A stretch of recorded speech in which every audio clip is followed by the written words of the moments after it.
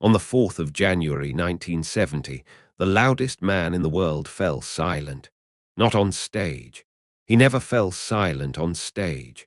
Not at home, where he smashed crockery if a room grew too still. He fell silent in a police station in Hatfield, Hertfordshire, staring at his hands. There was blood on them. It belonged to Neil Boland. Friend, chauffeur, bodyguard. The one man Keith Moon had hired to stand between himself and the consequences of his own existence. 10 minutes earlier, Moon had run him over with his own Bentley.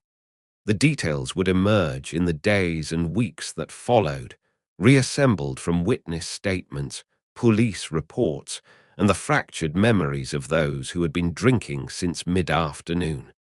A charity concert at a local venue. A pub called the Red Lion. A crowd of skinheads who recognized the drummer surrounded the car, began hurling stones and abuse. Boland stepped out to disperse them. Moon, drunk, without a license, without insurance, slid behind the wheel and pressed the accelerator. The Bentley lurched forward. Boland went under. The precise sequence remains disputed in its finer points. What is not disputed is the outcome. Neil Boland, aged 24, was dead. And Keith Moon, aged 23, was sitting in a police station in a small Hertfordshire town, unable to produce a single sound. This was remarkable, not because silence is remarkable in itself, but because this particular man had spent every waking moment of his life in furious opposition to it. He had filled rooms, stages, hotel corridors, and entire city blocks with noise. The thunder of drums, the crack of explosives, the crash of furniture through plate glass windows, the roar of laughter that was never quite as carefree as it sounded. Silence for him was not merely uncomfortable. It was an enemy. And on this January night, in a fluorescent-lit room that smelt of disinfectant and stale tea, the enemy had won. He would be charged with driving under the influence without a license or insurance. The charge of manslaughter would be considered and dropped. The coroner would record the death as accidental. Moon would receive a conditional discharge for the drink-driving offence and walk free. Legally free. In every other sense, he would carry this night inside him like a stone, lodged in his chest for the remaining 8 years of his life, until the night the stone finally stopped his breathing. But to understand how the most raucous human being in British rock and roll came to be sitting in that chair, mute and bloodied, one must rewind 23 years, to a corner of London where the only loud sound was the whistle of a passing train, and where a boy was born who could not, would not, and never did learn to be quiet. Keith John Moon arrived on the 23rd of August, 1946, at the Central Middlesex Hospital in Wembley, northwest London. His father, Alfred, was a motor mechanic, a quiet, steady man who worked with his hands and expected little from the world beyond a decent wage and a peaceful evening. His mother, Kathleen, known to everyone as Kitty, kept the household running with the stoic efficiency common to women of her generation, women who had survived a war and saw no reason to complain about what came after. The house was small. The street was grey. The sky in that first post-war winter was the colour of old dishwater. Rationing was still in force. Austerity was not a political slogan, but a daily reality. Powdered egg, darned socks, the wireless murmuring in the corner of a room where nothing much happened and nothing much was expected to. Into this world of careful quietness came a child who appeared to have been wired to a different voltage entirely. From the earliest age, Keith Moon could not sit still. School reports described him as unmanageable, disruptive, incapable of sustained concentration. He failed the 11-plus examination and was sent instead to a secondary modern, where expectations were lower and patience thinner. His music teacher noted a sense of rhythm buried somewhere beneath the chaos, but the overall verdict was damning. The boy was a show-off, a nuisance, a lost cause. For years afterwards, biographers and journalists would record his year of birth as 1947. It was not until Tony Fletcher's meticulous biography, Dear Boy, published in 1998, that archival documents corrected the error. Moon had always seemed younger than he was, younger in spirit, certainly, and younger in the particular brand of recklessness that clung to him like cigarette smoke. The 1-year discrepancy was a small thing, but it was fitting. Even his birth date refused to behave. What saved him, or, depending on one's perspective, what doomed him, was the radio. Specifically, the Goon Show.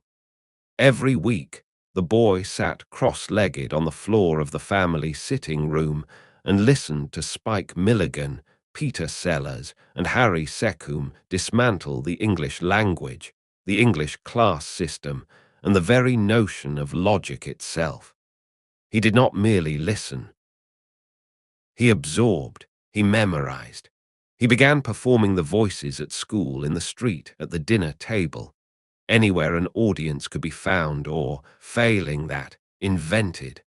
The Goons taught him something that no teacher ever could, that the world was absurd, and the correct response to absurdity was not to endure it quietly, but to be louder and more absurd than the world itself.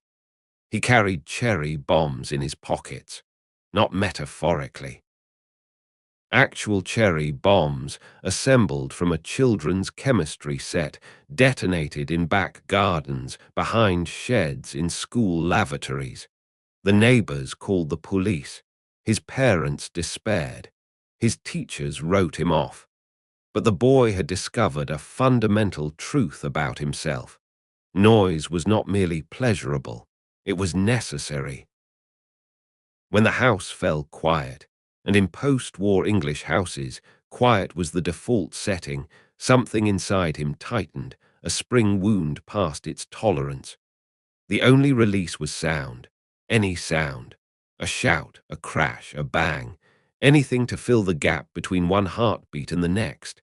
He took a job as an apprentice to a radio repair man, soldering circuits, replacing valves. Quiet, precise, fiddly work performed in a small shop that smelt of solder and dust. He was competent at it. He loathed every second.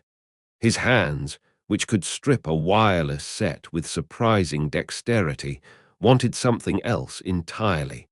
They wanted to hit things. The first drum kit arrived as a gift. Accounts vary as to whether it came from his parents or was cobbled together from second-hand parts. It scarcely mattered. What mattered was the moment he sat behind it and struck the first skin. He did not play the drums. He attacked them.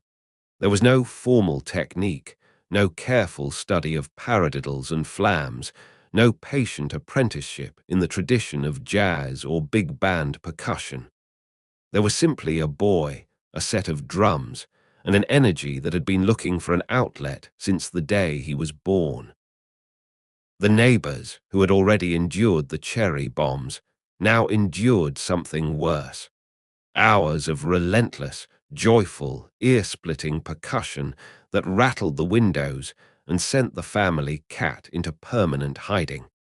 By the age of 16, Keith Moon had worked out two things. The first was that people would pay you to make noise. The second was that somewhere in London there existed a band that needed a drummer willing to treat a stage like a demolition site. The band was called The Who. They did not yet know they were looking for him. He did not yet know he was looking for them. But the collision, when it came, would change the sound of popular music and destroy a quite extraordinary number of hotel rooms.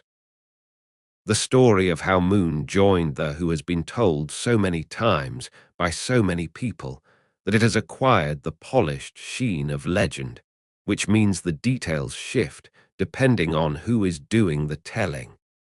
The core, however, is consistent across all accounts and is confirmed by the surviving members themselves.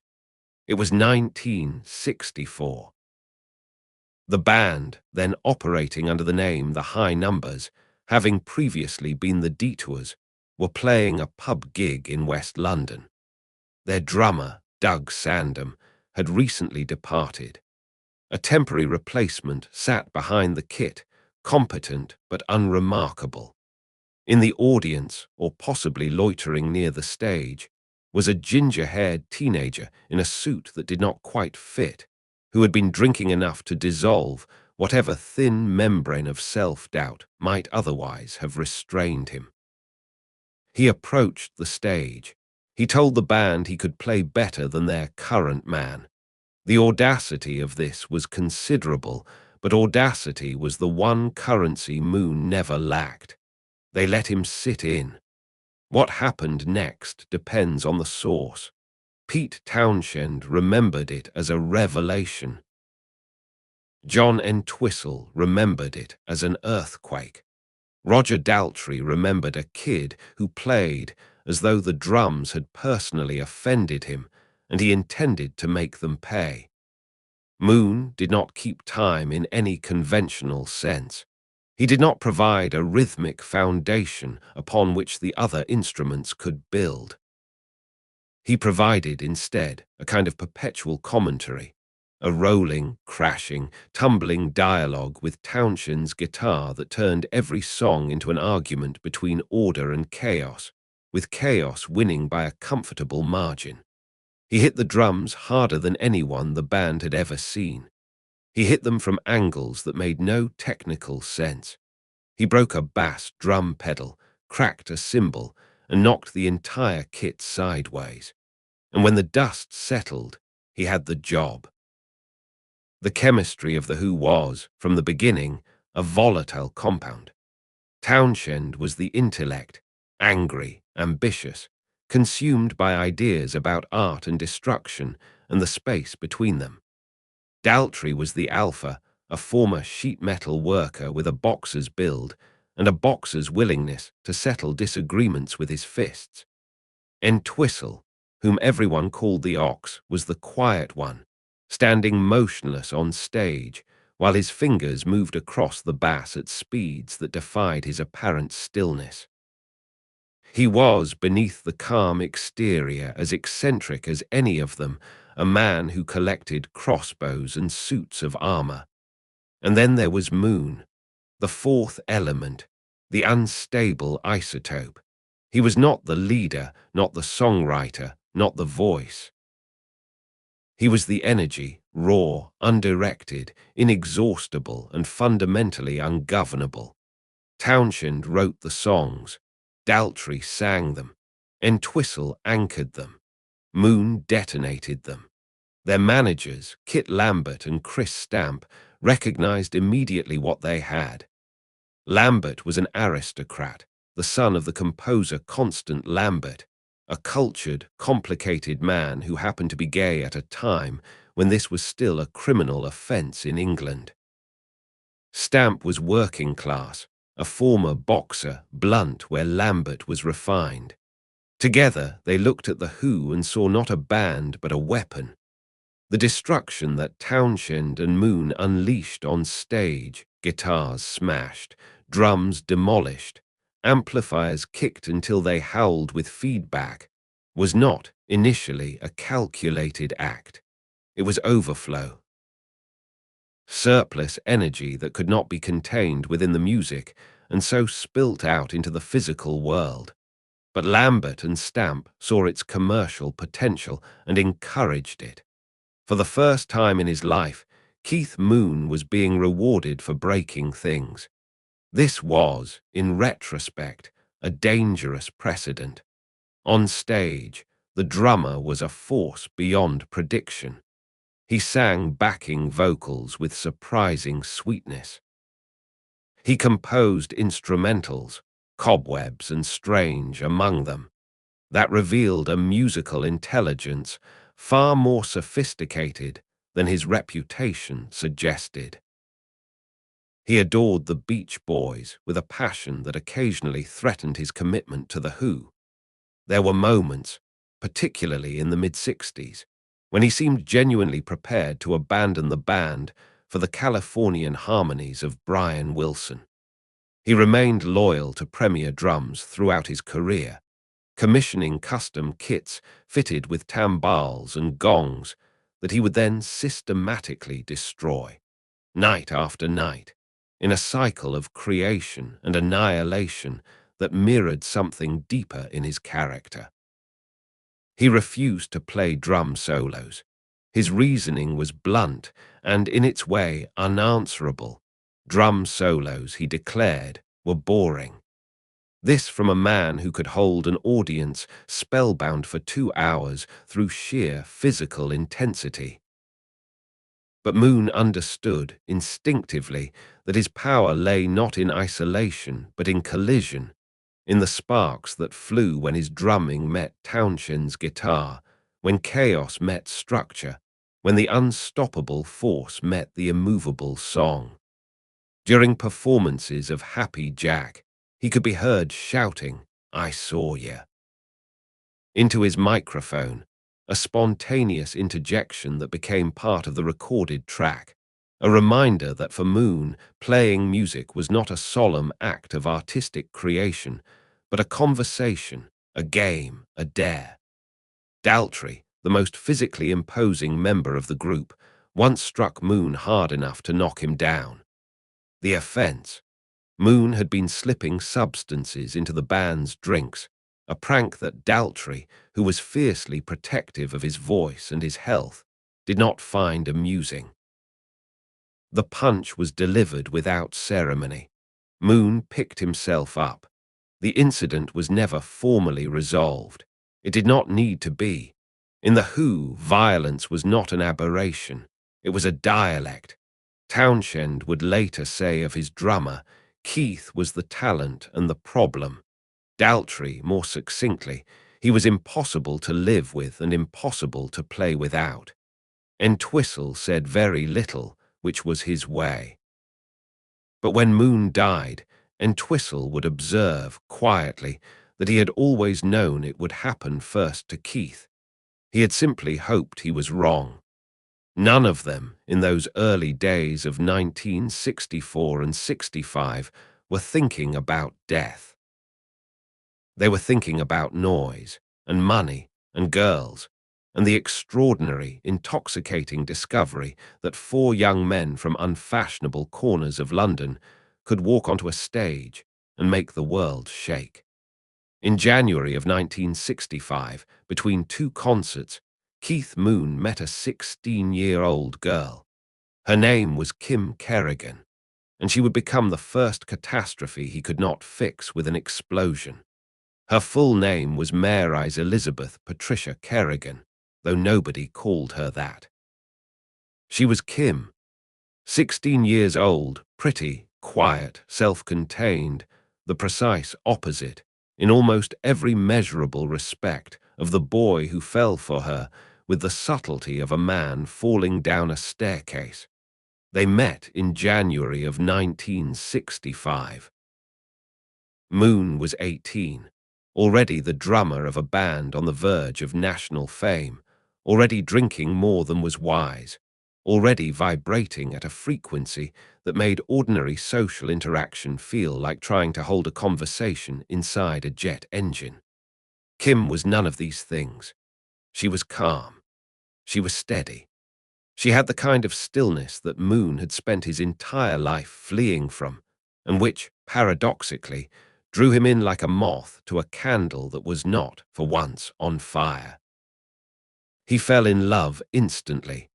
This was how he did everything, without preamble, without caution, without the faintest consideration of what might happen next. Kim, for her part, saw something beneath the noise, something worth reaching. Whether she was right about that would take a decade to determine, and the answer, when it came, would not be kind. She fell pregnant. She was 17. He was 19. On the 17th of March, 1966, they married at the Brent Register office in a ceremony so quiet it might have belonged to a different couple entirely. The marriage was kept secret, not from family, but from the press and the public. Kit Lambert and Chris Stamp, who understood the economics of desire better than most, had calculated that a married rock star was a less profitable rock star. Teenage girls did not buy records to fantasize about a man who came home to a wife and a mortgage. The secret held until 1968, by which time it scarcely mattered. They who were famous enough to survive the revelation that their drummer had domestic commitments. Amanda, Mandy, was born on the 12th of July, 1966, 4 months after the wedding. Moon was delighted.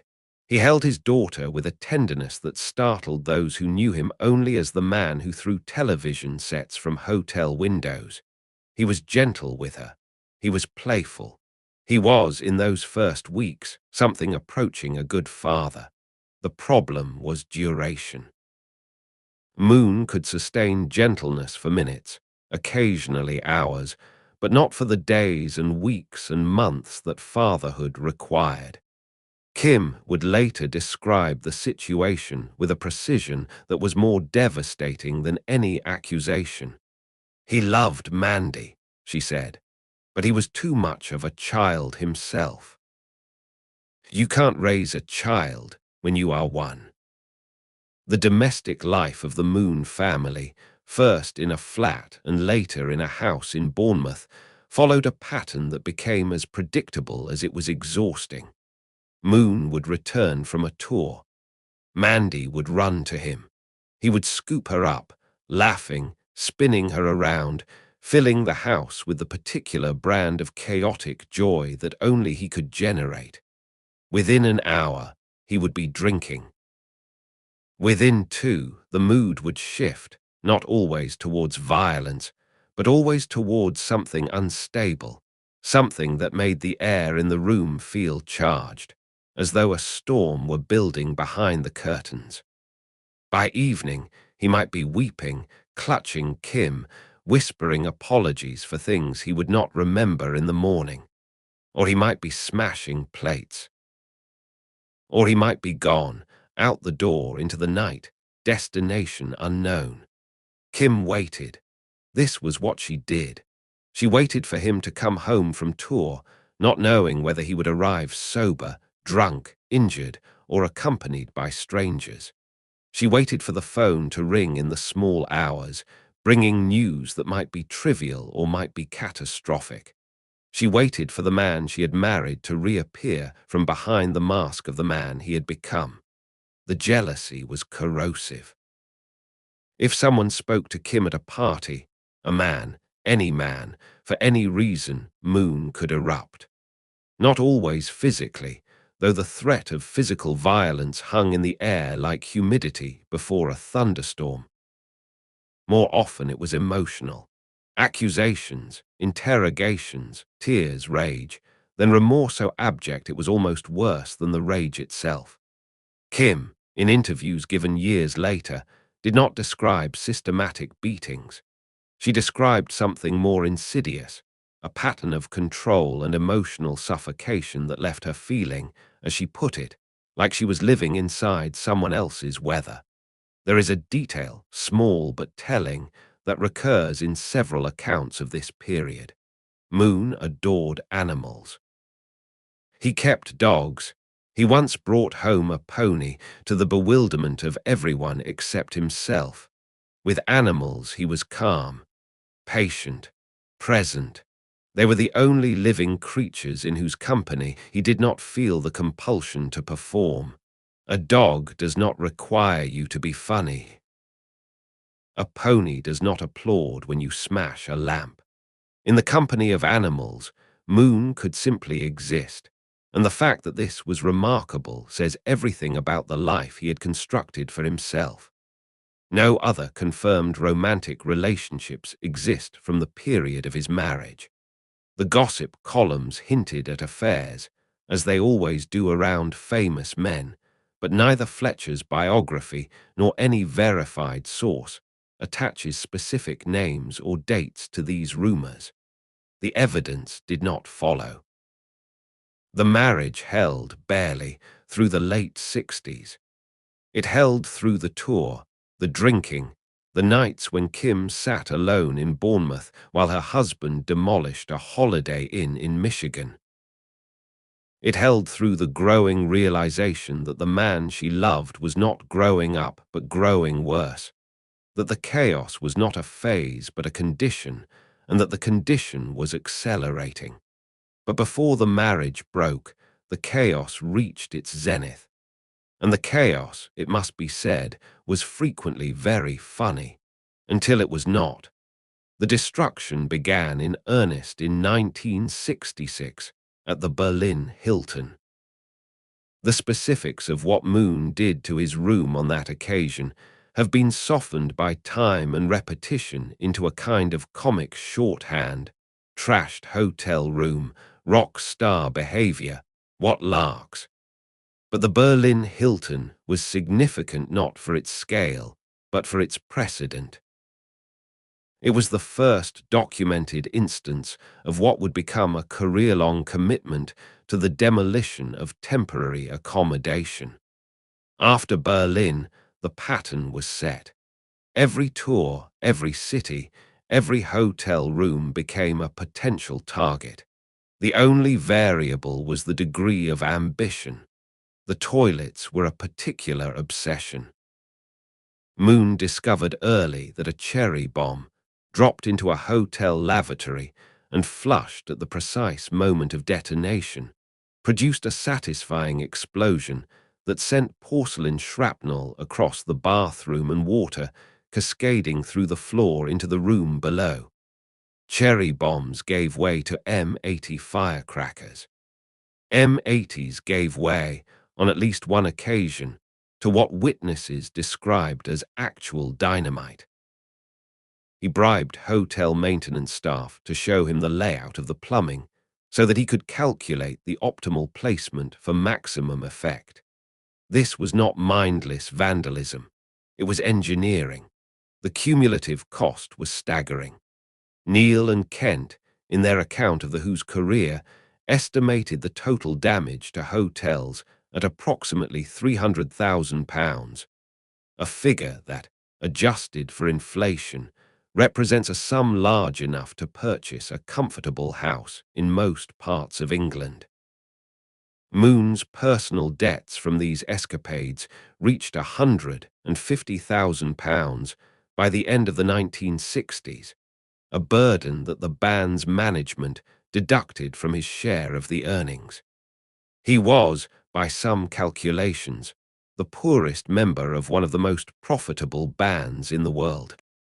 On the 23rd of August, 1967, his 21st birthday, Moon celebrated at a Holiday Inn in Flint, Michigan.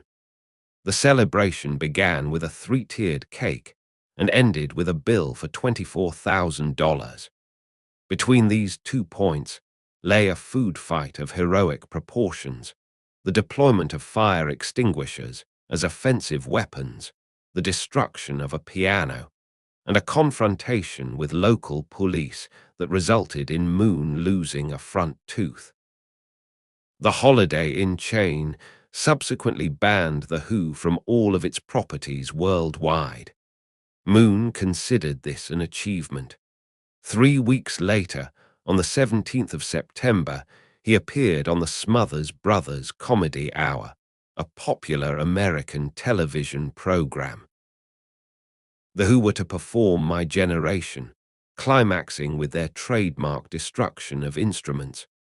Moon, who had been responsible for the pyrotechnic charge in his bass drum, had either through miscalculation or deliberate excess loaded it with several times the intended quantity of explosive. When the charge detonated, the blast was real. Cameras whited out. Townshend's hair was singed.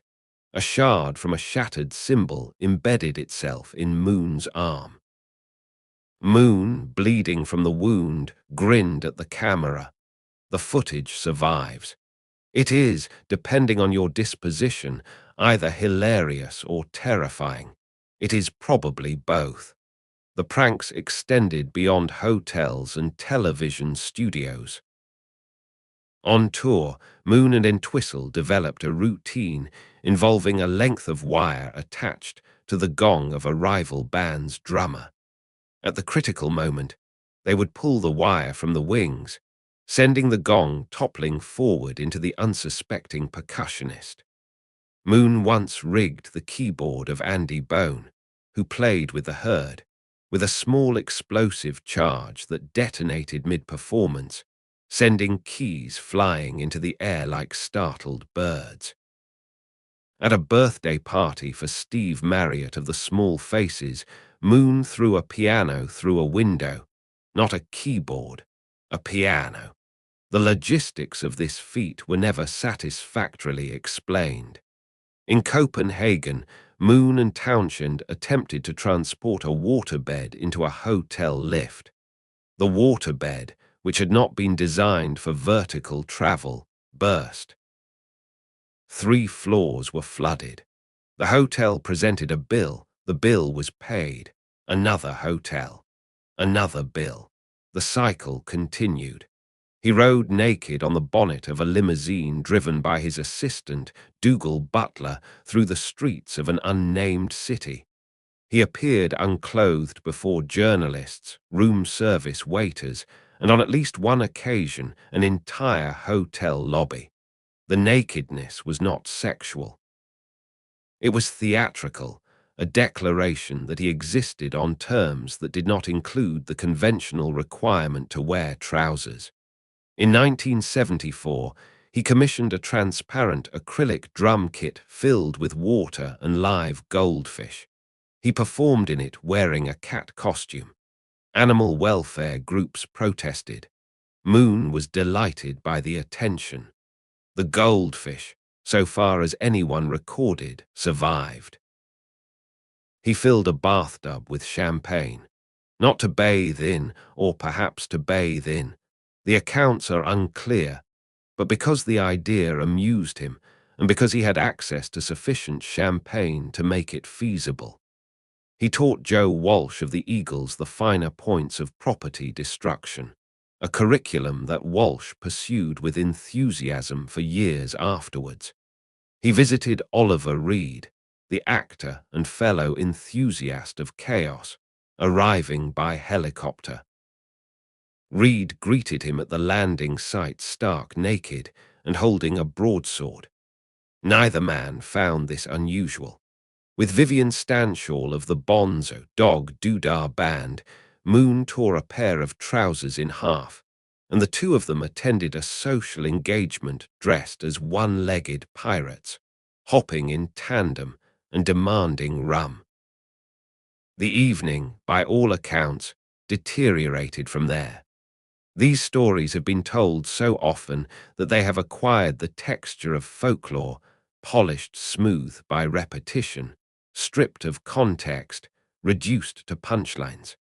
The car driven into the swimming pool is the most famous example. The legend holds that Moon drove a Rolls-Royce into the pool of a Holiday Inn. Fletcher, in his biography, examined the evidence and concluded that the full version was almost certainly an exaggeration of a real but less spectacular incident. The myth, however, proved more durable than the facts. It usually does. What the stories obscure when told as comedy is the pattern beneath them. Each escalation required a larger charge, a bigger explosion, a more extravagant gesture. The laughter had to be louder each time, because the void it was designed to fill was growing deeper. Moon's daily routine, by the late 60s, began with what he called breakfast, Champagne, brandy, and a handful of pills and amphetamines to accelerate, barbiturates to level off, tranquilizers to smooth the edges. By midday, he was operating in a chemical twilight. By evening, he was either incandescent or unconscious. There was very little middle ground. The bills mounted. The health deteriorated. The number of people willing to remain in close proximity shrank. And behind the laughter, behind the explosions, behind the naked limousine rides and the goldfish drum kits and the one-legged pirate costumes, there was a man whose breakfast was champagne and whose nightmares were getting worse. The world laughed. Moon laughed louder than anyone. But there was one night when there was nothing left to laugh about, because on the tarmac outside a pub called the Red Lion in a town called Hatfield lay a man he loved. And this time, no amount of noise could undo what had been done. We return now to the night with which this story began, but the landscape has changed. When we first encountered Keith Moon in that police station, he was a name, a silhouette, a man sitting in a chair with blood on his hands. Now we know who he is. We know the boy from Wembley, the goon show voices, the cherry bombs in his pockets. We know the drummer who auditioned by demolishing a kit, the husband who could not stay still, the father who loved his daughter in bursts of 30 minutes before the chemical weather changed. We know the man who blew up toilets with the precision of a sapper and rode naked on the bonnets of limousines. We know all of this, and so the blood on his hands means something different now. It means that the chaos, which had until this moment been expensive and outrageous, and in its way entertaining, had finally produced something that could not be repaired with a check or a grin or a fresh round of drinks. Neil Boland was 24 years old. He had been hired as Moon's driver and bodyguard, a role that in practice meant protecting Moon from the consequences of being Moon. He drove when Moon was too drunk to drive, which was most of the time. He intervened when situations escalated, which was most of the time. He was, by the accounts of those who knew him, a decent and capable young man who had taken a job that required him to stand permanently in the path of an oncoming disaster. The disaster arrived on the 4th of January, 1970. The Who had performed at a charity event earlier that evening. Afterwards, the entourage repaired to the Red Lion in Hatfield. Moon drank. This was not noteworthy. What was noteworthy was the crowd that gathered outside, young men, skinheads, who recognized the famous drummer and whose admiration expressed itself, as admiration sometimes does among young men with shaved heads and steel-capped boots, through aggression. They surrounded Moon's Bentley. They threw stones. They shouted. Boland went outside to deal with them. This was his job. He was good at it. He was a large man with a calm manner, and on most nights his presence was sufficient to defuse a confrontation. Moon, inside the pub, made a decision. Whether it was panic, bravado, or simply the impaired judgment of a man who had been drinking since the afternoon, he decided to move the car. He had no driving license. He had no insurance. He was, by any reasonable measure, in no condition to operate a vehicle. He slid behind the wheel of the Bentley, turned the key and pressed the accelerator. The car moved forward. Boland, who was standing in front of it or beside it, the witness accounts diverge on this point, went down, under the wheels. The Bentley kept moving. By the time it stopped, Neil Boland was dying on the cold tarmac of a pub car park in Hertfordshire, and Keith Moon's life had divided itself, permanently and irrevocably, into before and after. The legal proceedings that followed were, by the standards of the event, remarkably contained. Moon was charged with driving under the influence of alcohol, driving without a license, and driving without insurance. The more serious charge, manslaughter, was considered by the coroner and not pursued. The death was recorded as accidental. Moon received a conditional discharge for the lesser offences. He walked out of the courthouse and back into his life, such as it was. He never spoke publicly about that night.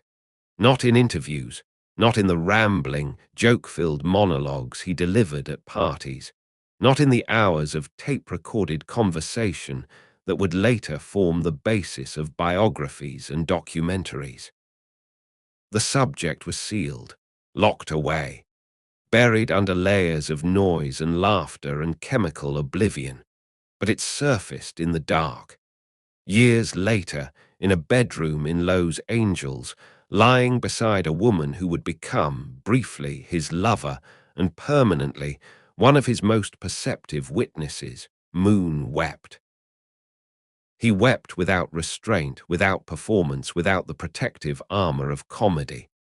And he said, over and over, in a voice that belonged to a frightened child, "I killed him. I killed Neil. Not he died. Not there was an accident. I killed him." The distinction mattered. Moon knew what he had done. He knew it every day. He carried it in the way that some men carry war wounds, invisibly, silently, with a flinch that only those closest to them ever see.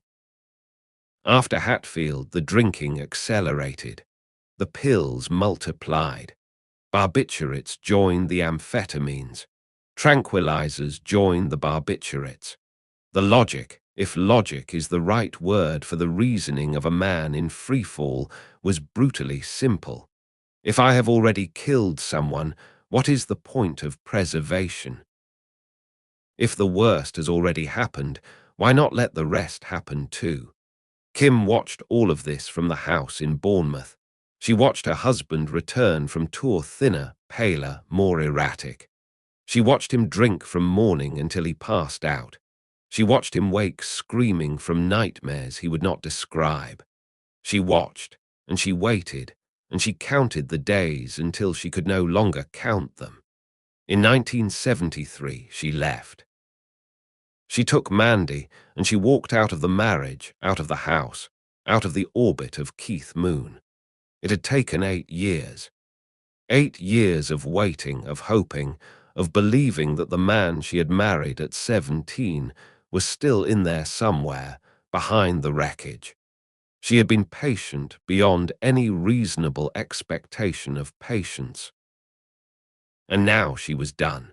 Moon's response was not acceptance, it was panic. Kim had been the one fixed point in his rotating world, the person who was always there when he came home, regardless of the state in which he arrived. Without her, there was no home. There was only the tour, the hotel, the bar, the next explosion. He could not let her go. He sent men to her door, not politely. Heavy men, associates from the fringes of the music business, who broke locks and issued threats.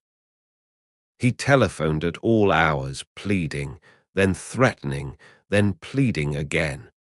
The cycle of abuse continued after the relationship itself had ended, which is often the way with cycles of abuse. The divorce was finalized in 1975, 2 years after Kim's departure. On paper, the marriage was over. In Moon's mind, it never would be. Kim met Ian McLagan, the keyboard player of the Faces. McLagan was from the same world, the same circuit of London clubs and recording studios, the same loose fraternity of British rock musicians who all knew one another and drank in the same pubs. For Moon, this was not merely a romantic betrayal. It was a violation of tribal law. McLagan was one of them. He should have known better. Moon's fury was volcanic and sustained. Kim and McLagan would eventually marry before the year was out. But that is a later chapter. Mandy, caught between two gravitational fields, loved her father. Children do. He arrived with presence, with laughter, with the particular energy that made every room he entered feel like a fairground. But fairgrounds close. The rides stop. And the man who had spun her around the living room at age 4 could not, at age 7 or 8, remain in her company for more than a few hours without the chemical weather turning. She would grow up carrying the memory of a father who was magnificent and impossible in roughly equal measure. On the 20th of November, 1973, the same year Kim left, Moon collapsed on stage at the Cow Palace in San Francisco. He had taken sedatives before the performance and washed them down with brandy, a combination that produced, midway through the set, a sudden and total shutdown. He fell forward into his drums. The roadies carried him off stage. Townshend, standing at the microphone in front of 14,000 people, asked the audience a question that would become one of the most famous moments in rock history. Can anyone play the drums? A young man named Scott Halpin, 19 years old, climbed out of the audience and sat behind Keith Moon's kit. He played 3 songs. He played them well. The concert continued. The crowd cheered. And backstage, on the floor of a dressing room, Moon lay unconscious while a stranger played his drums, and the world did not stop turning. For a man who had spent his life fearing irrelevance, fearing that if he stopped being loud, stopped being funny, stopped being outrageous, people would simply walk away, this was a verdict more damning than any court could deliver. He could be replaced. The show went on without him. The applause did not diminish. That same year, 1973, Moon took on an unlikely role. The BBC invited him to present a segment on Radio 1, a program called A Touch of the Moon. He was charming, unpredictable, and genuinely funny, not in the destructive, physical way that characterized his stage persona, but in the verbal, improvisational way he had learned from Spike Milligan decades earlier. Radio suited him. It was a medium in which his energy could be channeled without anything getting broken. The program was a minor footnote in his career, but it revealed something that the hotel bills and the police reports tended to obscure. Moon was intelligent, quick-witted, and capable of sustained creative work when the circumstances were right. The circumstances were rarely right. In 1974, Moon made the decision that would define the final years of his life. He moved to Los Angeles. Ostensibly, the reason was to pursue a career in film. The real reason, unspoken but obvious to everyone who knew him, was flight. England contained too many reminders of Kim, of Mandy, of Boland, of the person he had been before the person he had become consumed him. California offered sun, swimming pools, cocaine, and the comforting illusion that geography could cure what psychology could not. He acted in films. In That'll Be the Day, released in 1973, he appeared alongside Ringo Starr in a performance that was loose, natural, and surprisingly affecting. In Tommy, Ken Russell's 1975 adaptation of Townshend's rock opera, he played the depraved Uncle Ernie with a commitment that blurred the line between acting and autobiography. Critics noted that Moon was convincing in the role of a man unhinged. This was not, perhaps, the compliment they intended.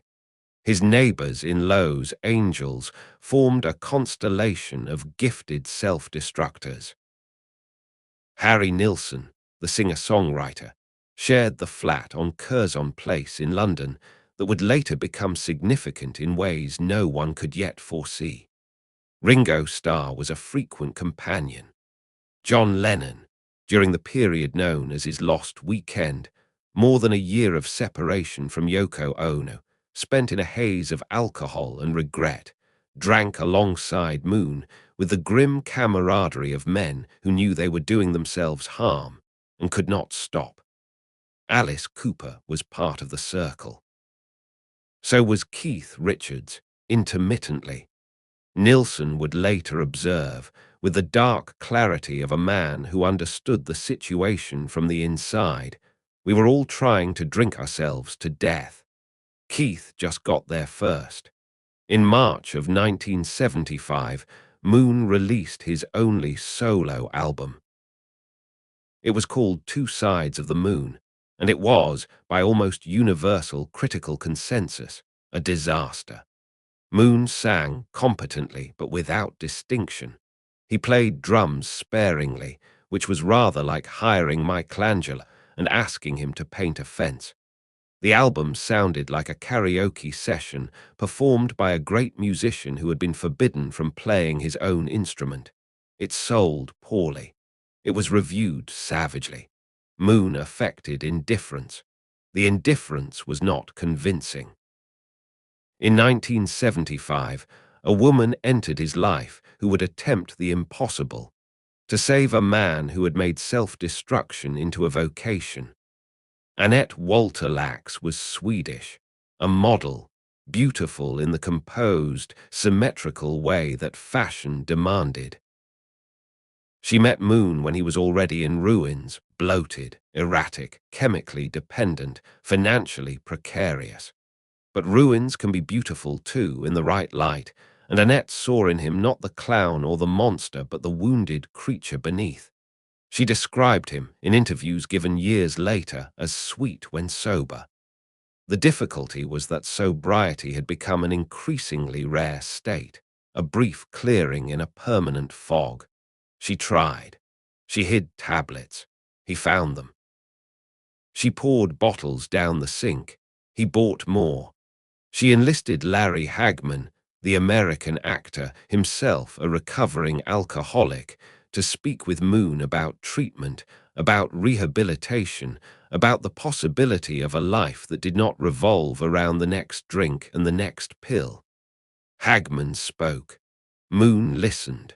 Moon nodded. Moon agreed that something had to change, and then Moon continued exactly as before. The parallel with Kim was striking, though the two women would probably not have welcomed the comparison. Kim had endured and then departed. Annette endured and stayed. Kim had hidden bottles. Annette hid pills. Kim had waited up at night. Annette drove him to doctors. Two different strategies, applied to the same problem, producing the same result. Nothing, because the problem was not the alcohol or the pills. The problem was the man, and the man did not wish to be solved. In his rare sober moments, and they were rare, and they were brief, and they were heartbreaking in their ordinariness, Moon spoke to Annette about the future. He wanted to buy a farm. He wanted horses. He wanted to live near Mandy, to be the kind of father he had never managed to be. These were the dreams of a normal man, spoken in the voice of a man who had forgotten how to be normal. He knew the words. He could not assemble them into a life. In 1976, in Boston, he collapsed on stage again. Another concert interrupted. Another set of roadies carrying an unconscious drummer into the wings. The pattern was no longer shocking. It was expected. And expectation, for a man whose entire identity was built on the element of surprise, was a kind of death in itself. By 1978, The Who were preparing to record what would become their final album with Moon behind the drums. It was called Who Are You? Within 3 weeks of its release, the question in the title would lose all meaning. The recording sessions for Who Are You took place in London throughout the early months of 1978, and they were, by every account, an ordeal. Moon arrived at the studio each day with the remnants of enthusiasm and the wreckage of his body. His hands trembled. His timing, once so ferociously precise in its apparent chaos, now faltered and slipped. Glyn Johns, the producer, watched from behind the mixing desk as the drummer sat down, picked up his sticks, and began to play. There were moments, 30 seconds, perhaps a minute, when the old genius flared. The fills cascaded, the energy surged, and everyone in the room remembered why this man had once been considered the most exciting drummer alive. Then the thread would break. The rhythm would stumble. Moon would stop, stare at his hands as though they belonged to someone else, and ask to try again. Johns used multiple takes. He used a click track, a metronome fed through headphones to keep the drummer in time, a device that Moon, in his prime, would have regarded as an insult. He spliced together the best fragments of different performances, assembling a composite that sounded, on the finished record, like a man playing with conviction. It was a masterful piece of studio craft. It was also a lie. The conviction was manufactured. The man behind the drums was fading. Townshend, who was himself drinking heavily during this period, and fighting his own battle with substances that would nearly kill him in the years to come, tried to talk to Moon. The conversations were circular and futile, conducted in the particular dialect of two men who could see each other drowning but could not reach the shore themselves. "You need to stop," Townshend would say. "So do you," Moon would reply.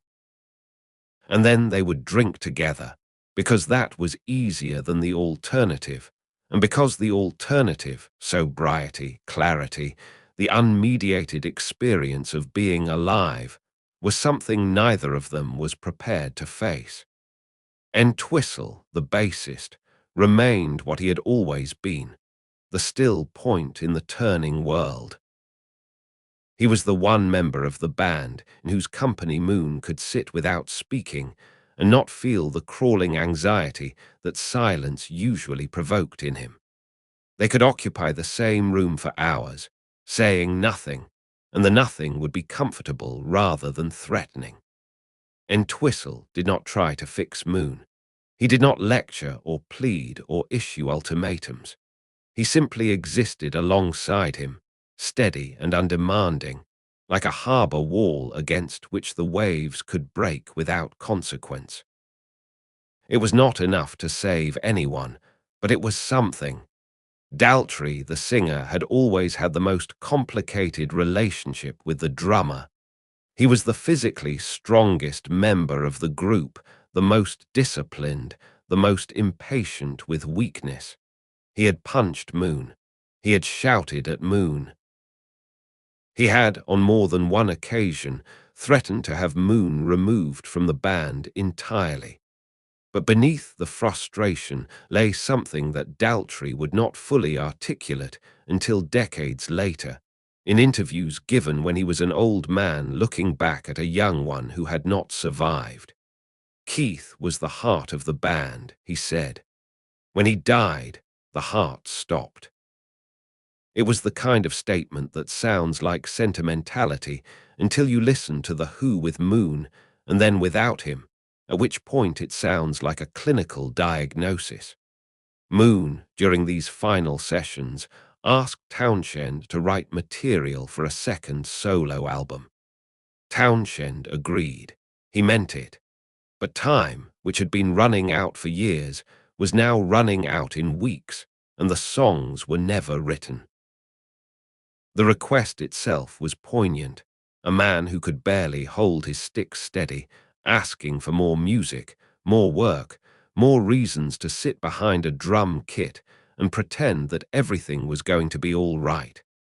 The album was released on the 18th of August, 1978. The cover photograph showed Moon sitting in a chair. On the back of the chair, stenciled in white letters, were the words not to be taken away.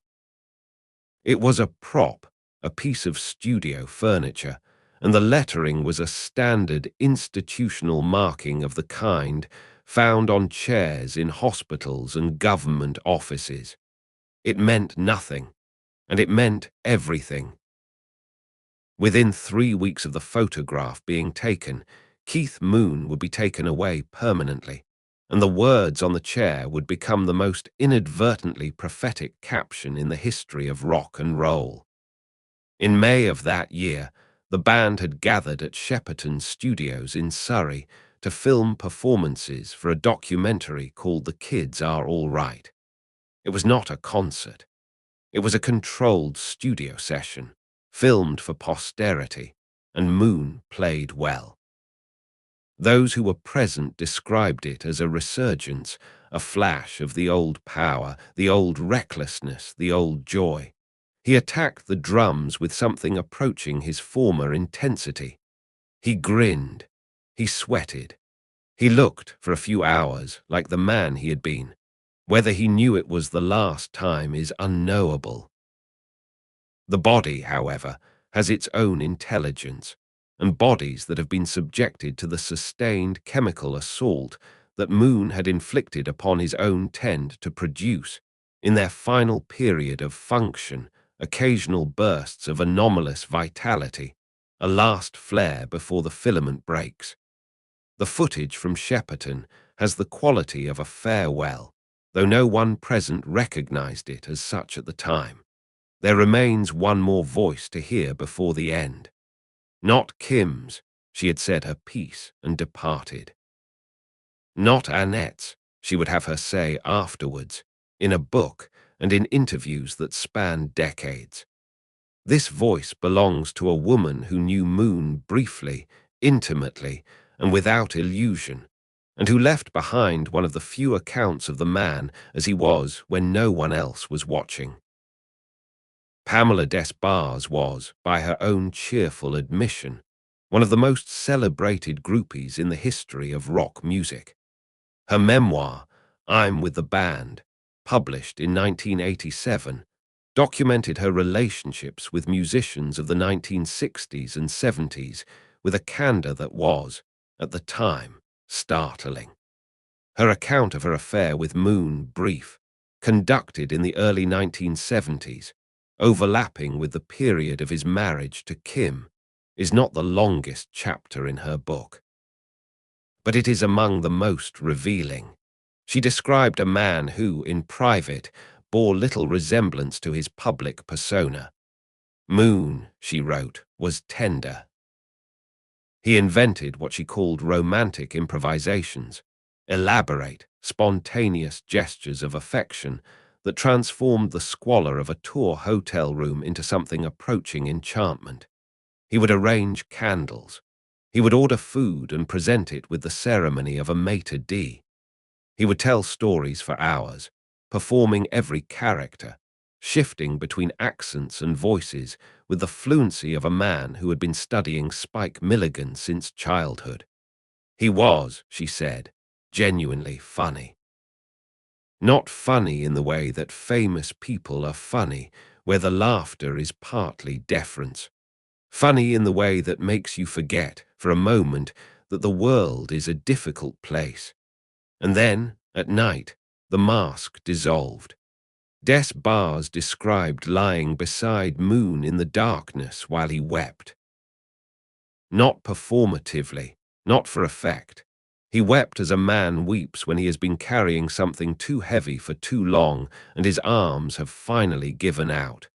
And he spoke about Neil Boland. I killed him, he said. I killed Neil. He repeated it. He could not stop repeating it. Des Barres held him and said nothing because there was nothing to say. The words were not a confession seeking absolution. They were a wound that opened every night and closed every morning, only to open again when the lights went out and the noise stopped, and there was nothing left between Keith Moon and the thing he had done. On the 6th of September, 1978, Keith Moon put on a suit, combed his hair, and went to a film premiere. They were the last photographs ever taken of him alive. He was smiling. The premiere was for the Buddy Holly story, and the invitation had come from Paul McCartney. Moon and Annette Walter-Lax arrived together, dressed well, looking, by the standards of recent months, almost healthy. The evening was a social occasion of the kind that the music industry stages regularly. Famous people in expensive clothes, drinking champagne and pretending to be interested in a film about a dead musician. The irony of this particular gathering, a room full of rock stars watching a movie about a rock star who died young, would become apparent only in retrospect. After the screening, the party moved to a restaurant called Peppermint Park. Moon sat at a table with McCartney, Linda McCartney, David Frost, and several others. He ordered steak. He ate little. He drank, but not according to those present to excess. He told jokes. He was charming, but he was quieter than usual, and Annette noticed. She did not say anything. There was nothing at that point to say. Quietness in Keith Moon was not necessarily a warning sign. Sometimes it was simply exhaustion.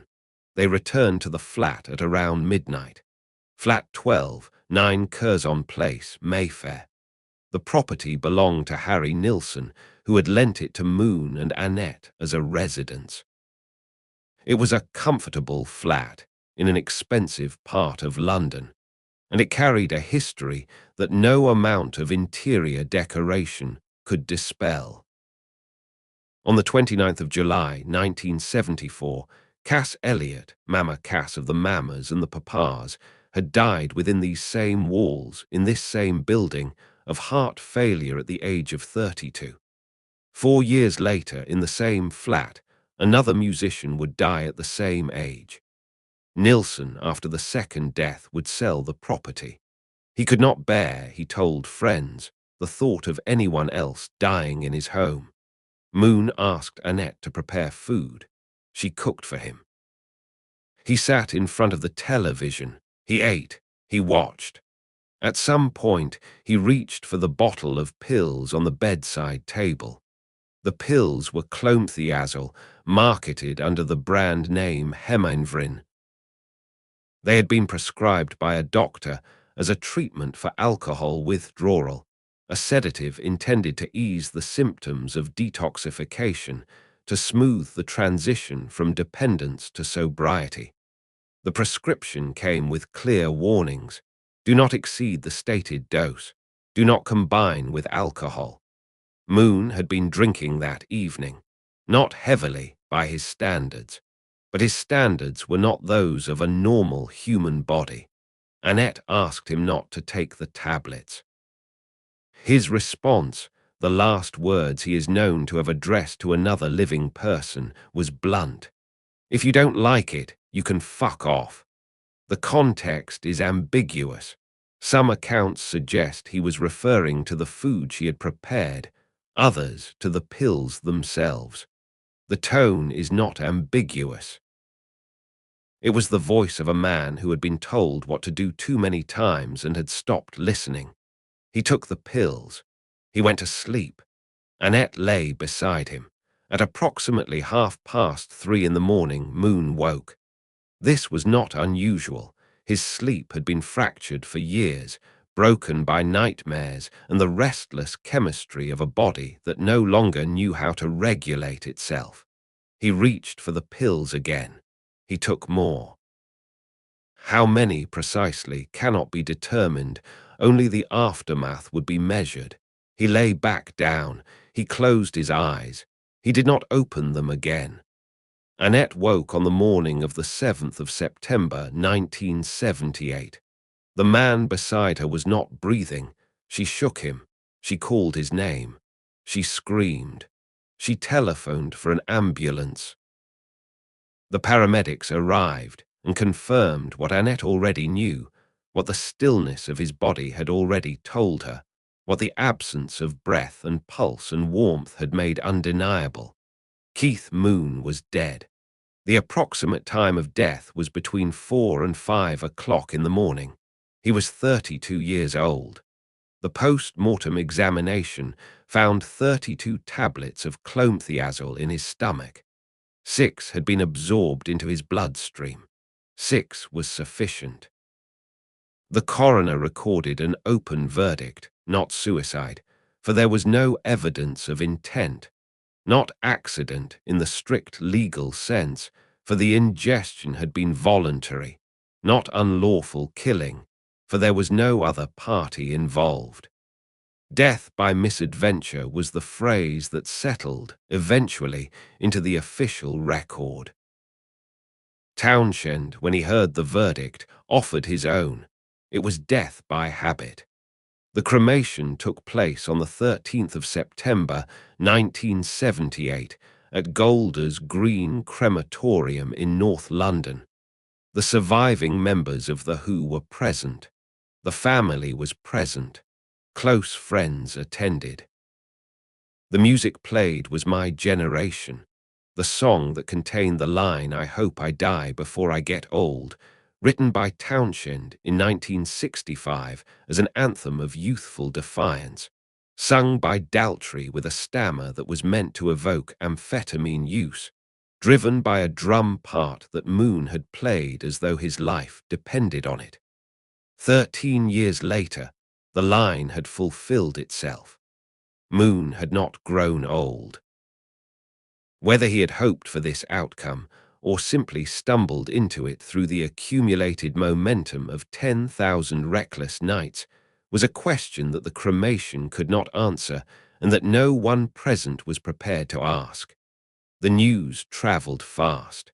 The newspapers wrote about the wild drummer, the madman of rock, the enfant terrible who had finally gone too far. The headlines were predictable.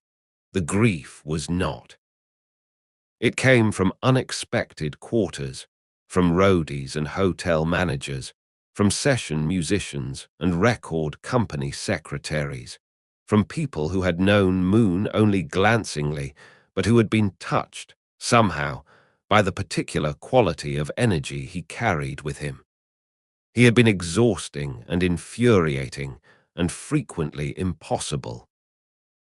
He had also been, in ways that defied easy description, alive in a manner that made other people feel more alive in his presence. And now that presence was gone, and the rooms he had once filled with chaos were simply rooms again, quiet, orderly, and diminished. The Who did not die with Keith Moon. They continued, as bands do, as institutions do, as things that generate revenue and employ people and occupy space in the public imagination tend to do, regardless of whether the animating spirit has departed. They hired Kenny Jones, formerly of The Faces, a competent and professional drummer who kept time with the reliability of a Swiss railway clock. The music was tight. The concerts were polished. The chaos was gone. Townshend, reflecting on the change years later, put it with characteristic precision. With Kenny, he said, we became a good band. With Keith, we had been a great one. The difference between good and great in this context was not a matter of technique or discipline or musical sophistication. It was a matter of danger. With Moon behind the drums, every performance carried the genuine possibility that something would go catastrophically wrong, that the drummer would accelerate beyond the capacity of the song to contain him, that the stage would become a site of controlled demolition, that the audience would witness not a concert, but an event. With Jones, the possibility of catastrophe was removed, and with it went the electricity. On the 3rd of December, 1979, 14 months after Moon's death, The Who played a concert at the Riverfront Coliseum in Cincinnati, Ohio. The venue operated a general admission policy, meaning that seats were not assigned, and the crowd was expected to find its own level. 11,000 people pressed towards the doors. When the doors opened, the pressure became a crush. 11 people were killed. The band, already on stage and unable to hear the screams over their own amplification, played the entire concert without knowing what had happened. They were told afterwards. The connection to Moon was indirect but inescapable. Death had attached itself to the Who like a shadow, and the shadow did not lift. Cincinnati was not Moon's fault.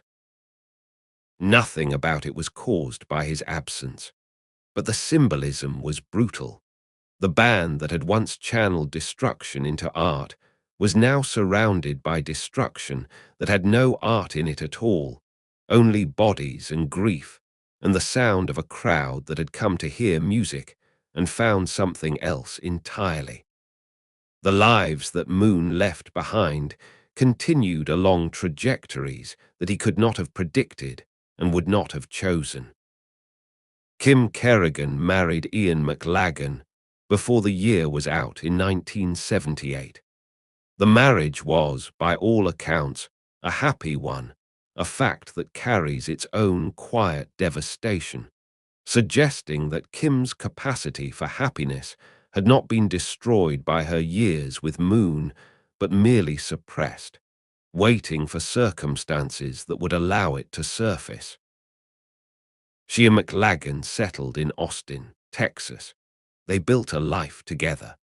On the 2nd of August, 2006, Kim was killed in a car accident on a Texas road. She was 57 years old. The girl from Wembley who had married a rock star at 17, who had endured 8 years of chaos and emerged intact, who had found love a second time and held onto it. That girl died on a highway 28 years after the man who had once made her life unbearable. Amanda Moon, Mandy, survived. She is alive. She has given interviews over the years, sparingly, with a restraint that stands in pointed contrast to the exhibitionism of her father. She does not trade on his name. She does not appear on television programs to reminisce about the famous drummer. She carries the memory of a man who loved her in bursts and vanished in between, and she carries it privately, which is perhaps the most dignified response available to the child of someone who lived their entire life in public. Annette Walter Lax wrote a book. It was called The Last 4 Years, and it documented, with painful specificity, the daily reality of living with Keith Moon during the period of his steepest decline. She gave interviews for decades afterwards, to Rock Seller magazine, to Goldmine, to anyone who asked with sufficient courtesy. She spoke about Moon with love and without illusion, which is the most difficult combination of emotions to sustain and the most honest. She had tried to save him. She had failed. She did not pretend otherwise. Harry Nilsson, the singer-songwriter who had lent Moon his flat, died on the 15th of January, 1994, of heart failure. He was 52. He had never stopped drinking. The flat on Curzon Place, passed to other owners, was eventually renumbered and renovated, and stands today as an unremarkable piece of Mayfair real estate, its history known only to those who think to look it up.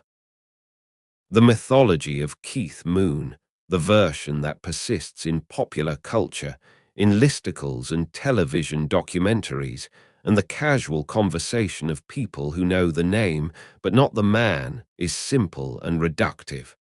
Mad drummer, blew up hotels, died young. It is a mythology that serves the purposes of entertainment, which requires its characters to be vivid and uncomplicated, and it is not entirely wrong. He did blow up hotels. He did die young. The car in the swimming pool is probably an exaggeration, but the spirit of it is accurate. What the mythology omits is everything that made the man human rather than merely colourful. It omits the boy in Wembley who could not sit still and who found, in the voices of Spike Milligan, a way to make his restlessness into something that resembled a gift. It omits the husband who loved his wife and could not stop hurting her. It omits the father who adored his daughter and could not remain in her presence for more than an afternoon. It omits the friend who wept in the dark and whispered the name of a dead man. It omits the musician who refused to play drum solos because he understood, with an intuition that no amount of formal training could have provided, that his power lay not in isolation, but in collision, in the space between his drumstick and Townshend's guitar, between the beat and the melody, between the structure of a song and the glorious, terrifying possibility that the structure might not hold. Rolling Stone magazine, in a survey published in 2016, ranked Moon among the 5 greatest drummers in the history of rock music.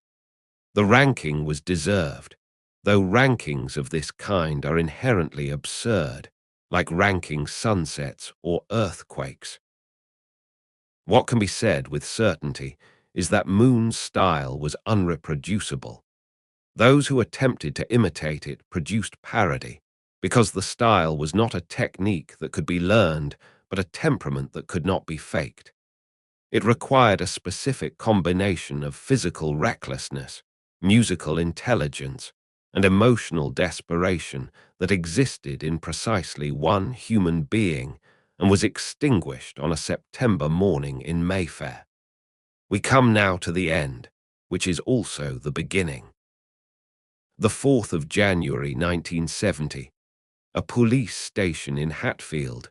A young man in a chair, blood on his hands. The room is quiet. The fluorescent light hums. Somewhere down the corridor, a telephone rings and is answered. A door opens and closes. Ordinary sounds. The sounds of a world that is functioning normally, indifferent to the fact that in this small room, a man is experiencing the first true silence of his life. He is 23 years old. He has been famous for 5 years. He has played drums on records that have sold millions of copies. He has destroyed hotel rooms on 4 continents. He has made audiences laugh and scream and stamp their feet. He has filled every room he has ever entered with noise, with jokes, with explosions, with the sheer percussive force of his personality. And now he is sitting in a plastic chair in a provincial police station, and the room is quiet, and he cannot speak. We know now what we did not know then. We know that this young man will leave this police station and return to his life, and that his life will continue for another 8 years and 8 months. We know that he will lose his wife and his daughter. We know that he will move to California and make a bad solo album and act in films and drink with Harry Nilsson and John Lennon and Ringo Starr. We know that he will fall in love with a Swedish model who will try to save him and fail. We know that he will record one more album with The Who, an album called Who Are You, and that the photograph on its cover will show him sitting in a chair marked not to be taken away.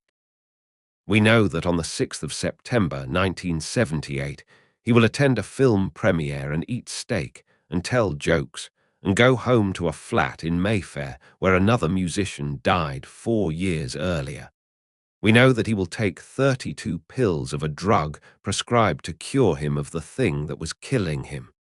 We know that 6 of those pills will be absorbed. We know that 6 will be enough. We know all of this. He does not. He knows only that the room is quiet, and that his hands are covered in the blood of a man named Neil Boland, and that no sound he can make, no drumroll, no explosion, no joke, no scream will bring that man back. Keith Moon lived for 32 years and 15 days. In that time, he produced more noise than most people generate in a century. He shattered so many drum kits that Premier kept a separate warehouse for his replacements. He demolished so many hotel rooms that an entire chain banned him from its premises worldwide. He loved two women and could not hold onto either. He killed a man and never forgave himself. He feared one thing above all others, and in the end, that one thing found him.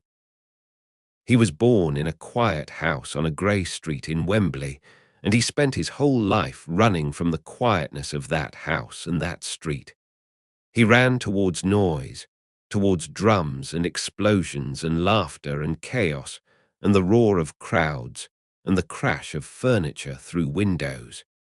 He ran as fast as he could, for as long as he could, and for a while the running was magnificent.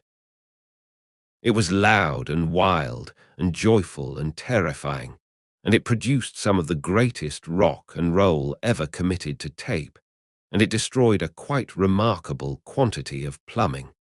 But between every drum beat, there is a pause. A fraction of a second in which the stick is in the air, travelling between one strike and the next, and the only sound is the fading resonance of what came before. Moon spent his life filling that pause with noise, with chemicals, with spectacle, with the desperate, exhausting, brilliant performance of a man who could not bear to let the reverberations die. On the 7th of September 1978, the pause won. The stick hung in the air. It did not come down.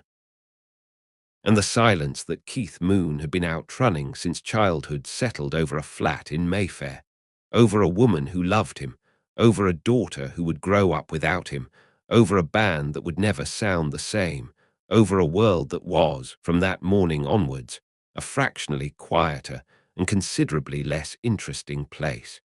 He was 32 years old.